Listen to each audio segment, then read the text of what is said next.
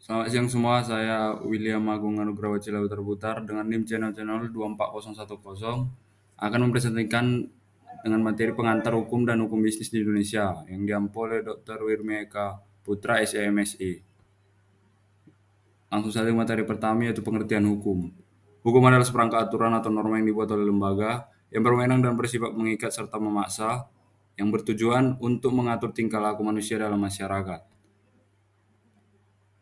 Yang kedua ada di sini namanya hukum memiliki unsur-unsur. Yang pertama adanya aturan atau norma. Yang kedua dibuat oleh lembaga yang berwenang. Yang ketiga bersifat memaksa. Yang keempat memiliki sanksi bagi pelanggarnya. Selanjutnya ada di sini ada namanya tujuan hukum. Terbagi menjadi 4 bagian. Yang pertama menciptakan ketertiban dalam masyarakat. Yang kedua mewujudkan keadilan. Yang ketiga memberikan kepastian hukum.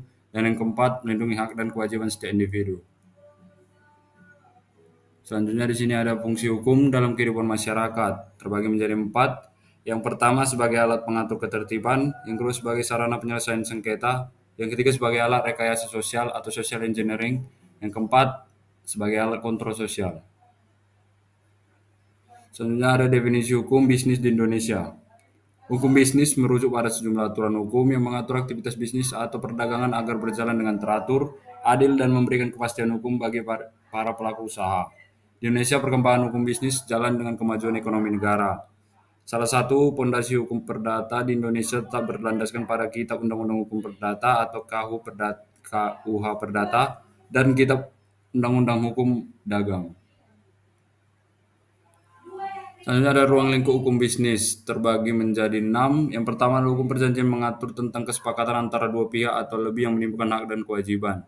Yang kedua, hukum perusahaan mengatur tentang bentuk-bentuk badan usaha seperti perseroan terbatas atau PT, firma, atau Community Venescape atau CV. Yang ketiga ada hukum kepahitan atau mengatur tentang penyelesaian utang piutang apabila debitur tidak mampu membayar kewajibannya.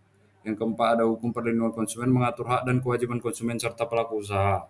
Yang kelima ada hukum persaingan usaha mengatur agar tidak terjadi praktik monopoli dan persaingan usaha tidak sehat. Yang keenam ada hukum investasi dan perbankan mengatur kegiatan penanaman modal serta aktivitas lembaga keuangan. Kesimpulan dari materi ini, hukum merupakan seperangkat aturan yang bersifat mengikat dan memaksa untuk mengatur kehidupan masyarakat dan bertujuan untuk menciptakan keadilan dan kepastian serta kemanfaatan. Sekian dari presentasi saya. Jika ada salah kata maupun salah pengucapan, mohon dimaafkan. Sekian dari saya. Terima kasih.